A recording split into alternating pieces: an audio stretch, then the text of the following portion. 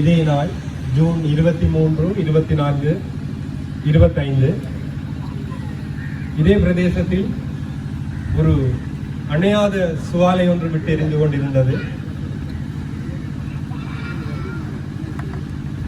செம்மணி சித்துப்பாத்தி மயானத்தில் தோண்டி எடுக்கப்பட்ட எலும்புகள் பேச ஆரம்பித்திருந்த நேரம், அந்த நேரத்தில் ஐநா மனித உரிமை ஆணையாளர் அவர்கள் யாழ்ப்பாணத்திற்கு வருகை தருவதாக இருந்தது. ஒரு சாமானியர்களின் திரட்சியாக இருக்கும் மக்கள் செயல் அதை உற்று நோக்கிக் கொண்டே இருந்தது. ஒரு கெடுவாய்ப்பாக அந்த நேரத்தில் உள்ளூராட்சி தேர்தல்கள் நடைபெற்று முடிந்து அந்த உள்ளூராட்சி சபைகளுக்கான ஆட்சிகள் அமைப்பதில் அரசியல் கட்சிகள் ஈடுபட்டிருந்தன. அந்த வேளையில் ஒரு பொதுமக்கள் அமைப்பாக, ஒரு பொதுமக்களின் திரட்சியாக நாங்கள் அந்த விடயத்தை கையில் எடுக்க வேண்டும். நாங்கள் அதை எடுக்கும் பொழுது அனைவரும் எங்களுடன் இணைவார்கள் என்ற ஒரு நம்பிக்கையில் அந்த போராட்டத்தை கடந்த வருடம் அணையா விளக்கு எனும் பெயரில் ஆரம்பித்திருந்தோம். நாங்கள் எண்ணியது போலவே பொதுமக்கள், பல்கலைக்கழக மாணவர்கள், முக்கியமாக அனைத்து கட்சி உறுப்பினர்கள் இங்கு வருகை தந்தனர், எங்களுடன் நின்றனர். பத்திரிகையாளர் சங்கங்கள்,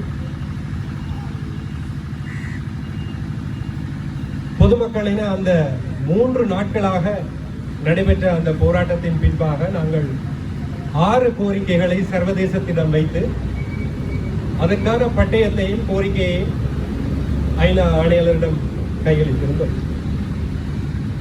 அந்த நிலையில் அந்த போராட்டமானது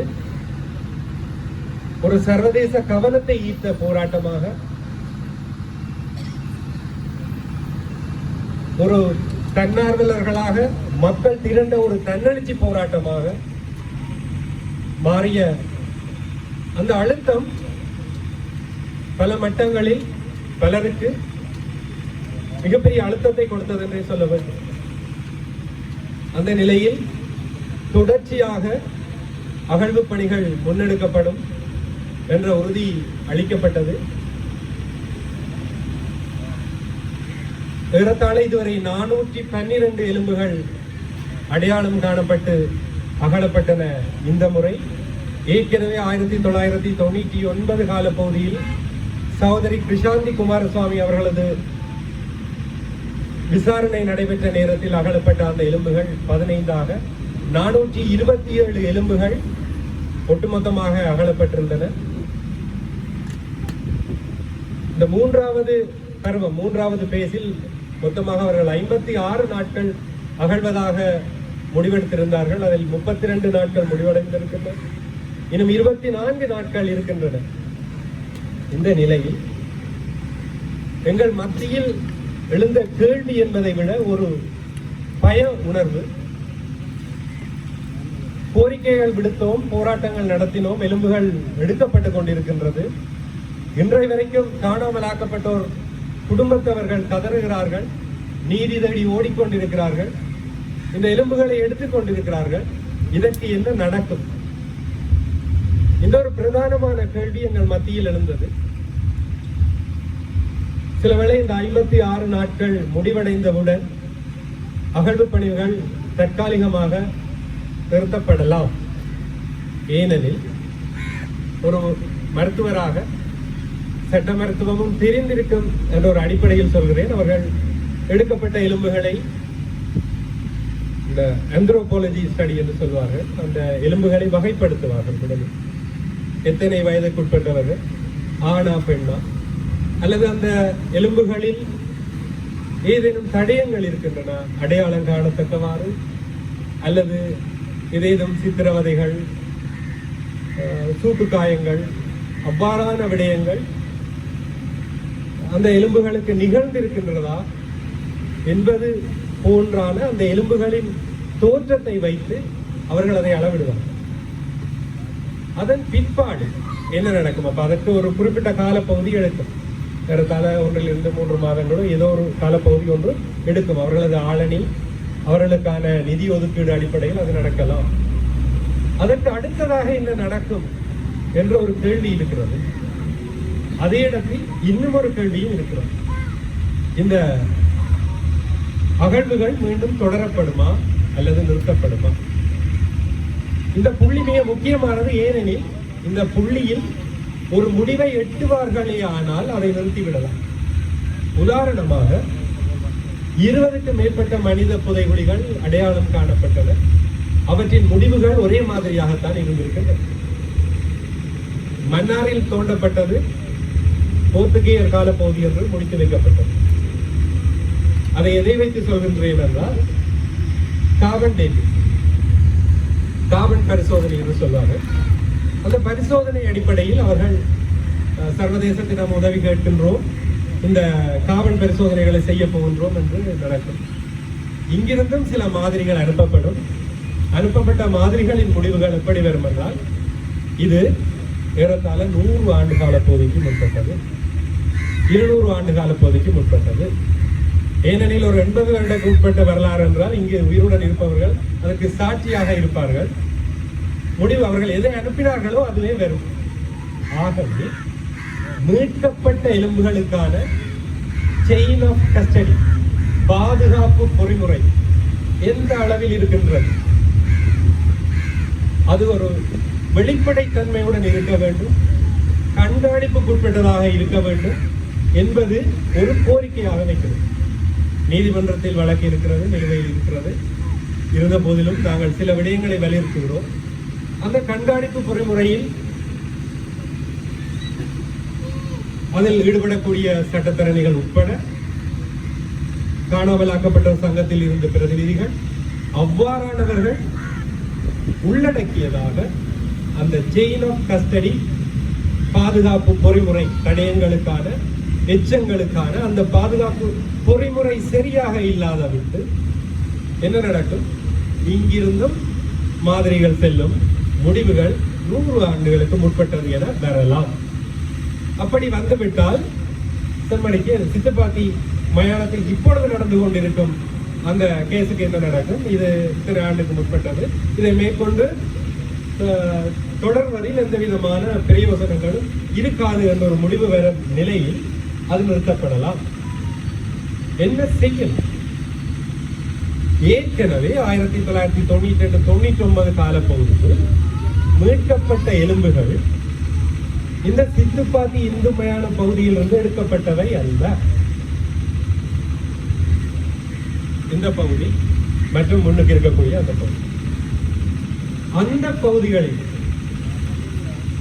அதைவிட உயர் பாதுகாப்பு வலயமாக இருந்த இடங்களில், இந்த பிரதேசத்தில் சந்தேகிக்கப்படும் இடங்களில் அகழ்வுகள் மேற்கொள்ளப்பட வேண்டும்.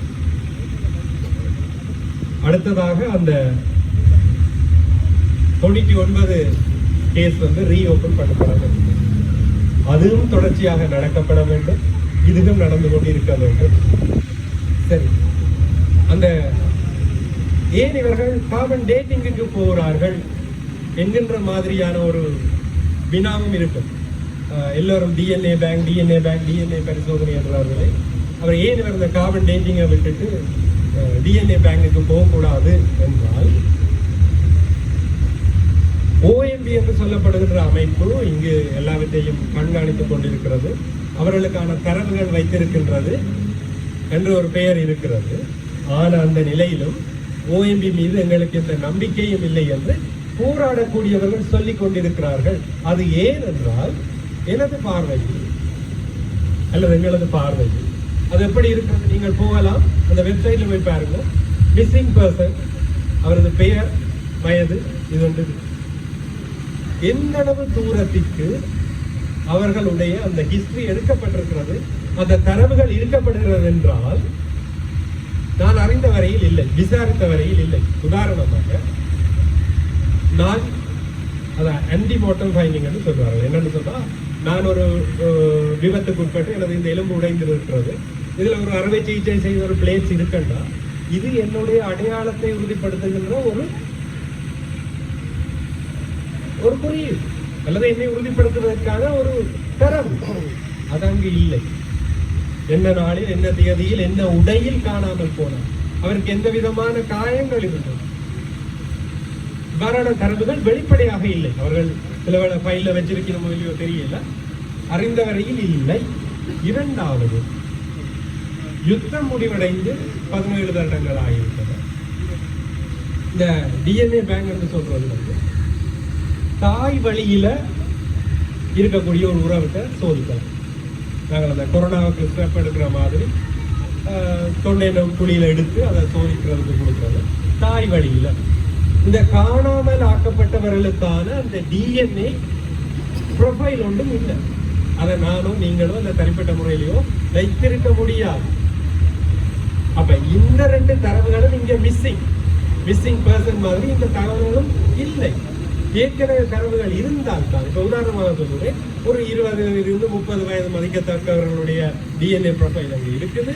இந்த ஆந்த்ரோபாலஜி ஸ்டடி செய்யக்குள்ள வரக்கூடிய எலும்புகள் மாதிரிகள் அல்லது அவர்களிலிருந்து டிஎன்ஏ எக்ஸ்ட்ராக்ஷனை செய்து ஒப்பிட்டு பார்க்கலாம். சரியா இருந்தால் பொருந்த போகிறோம். நாங்கள் அதற்கான காலப்பகுதிக்கான ஆதாரங்கள் எங்களுக்கு கிடைக்கவில்லை. எலும்புகள் மட்டும் மீட்கப்பட்டது என்று சொல்லிக் கொண்டிருப்பது நீதியை தராது, நியாயத்தை தராது. ஆகவே நாங்கள் வலியுறுத்துகிறோம் இந்த போராட்டத்தின் ஊடாக பிரதானமானது 2 விடயங்கள். இந்த டிஎன்ஏ ப்ரொஃபைல் உருவாக்கப்பட வேண்டும். இதுல இன்னொரு கேள்வி இருக்கிறது. சம்பந்தப்பட்ட குடும்பத்தினர் பலர் இன்று இந்த நாட்டில் இல்லை. அவர்கள் தாய்வழி உறவுகள் யாராவது இருந்தாலும் அவர்கள் விரும்ப வேண்டும் அந்த டிஎன்ஏ மாதிரிகளை பெற்றுக்கொள்வது. பெரும்பாலானவர் புலம்பெயர்ந்துள்ள நிலையில், அவர்களது உறவுகள் புலம்பெயர்ந்துள்ள நிலையில் அவர்கள் நாட்டுக்கு வருகிற விரும்புவார்களோ இல்லையோ தெரியாது. அவர்களுக்கு வெளிநாடுகளில் ஒரு டிஎன்ஏ ப்ரொஃபைலை அமைக்க முடியுமானால் சட்டத்தின் அடிப்படையில் முடியாது. நாடு கடந்து அதற்கு நீதிமன்றம் அனுமதி வழங்காது. ஆகவே மக்களை வேண்டுகோள் விடுத்து உடனடியாக காணாமல் ஆக்கப்பட்டவர் சங்கத்தவர்கள், அந்த உறுப்பினர்கள், குடும்பத்தவர்களிடமிருந்து அந்த டிஎன்ஏ ப்ரொஃபைல் உருவாக்கப்பட வேண்டும். இந்த பிரதேசத்தில் சந்தேகிக்கப்படுகின்ற ஏனைய இடங்கள் அகழ்வு செய்யப்பட வேண்டும். 99ஆம் ஆண்டு அந்த விசாரணை மீண்டும் ரீஓபன் பண்ணப்பட வேண்டும். இந்த விடயத்தில் இன்னொரு விடயத்தையும் நான் தொட்டு செல்ல விரும்புகிறேன். நாங்கள் ஒரு நினைவு அல்லது ஒரு நீதி கோருகின்ற செயற்பாட்டை வருகின்ற பொழுது எங்கள் மீது வைக்கப்படுவது நாட்டை குட்டிச்சுவராக்கிறார்கள். இவர்கள் மீண்டும் போரை கொண்டு வரப் போகிறார்கள்.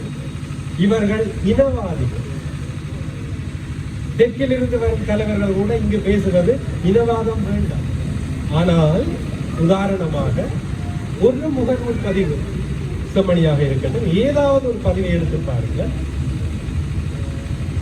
உயர்ந்த பதவிகளில் இருப்பார்கள், உத்தியோகங்களில் இருப்பார்கள், சிரித்து வைத்திருப்பார்கள், அந்த சிரிக்கிற ஸ்மைலி போட்டிருப்பார்கள்.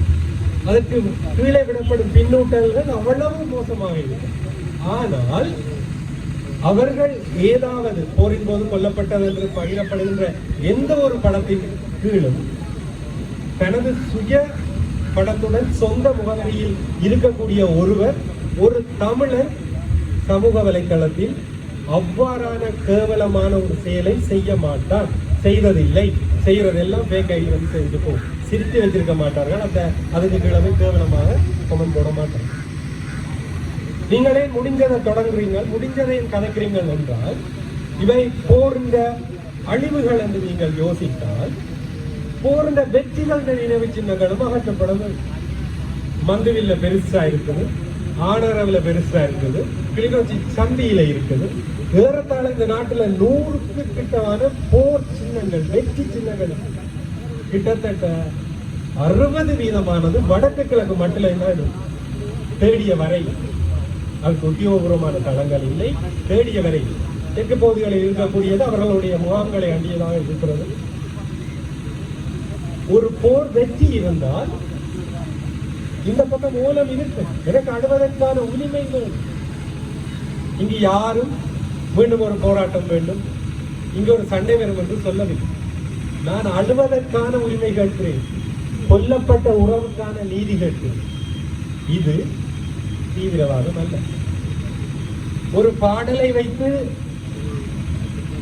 பாடல்களுக்கு தடை வந்தது போல இந்த வருடத்துடன் சில வேளை இந்த இவ்வாறான நிகழ்வுகளுக்கு கூட தடை பெறலாம். நாங்கள் இனவாதிகள் அல்ல, நாங்கள் துவேசிகள் அல்ல, நாங்கள் போரை விரும்புவர்கள் அல்ல.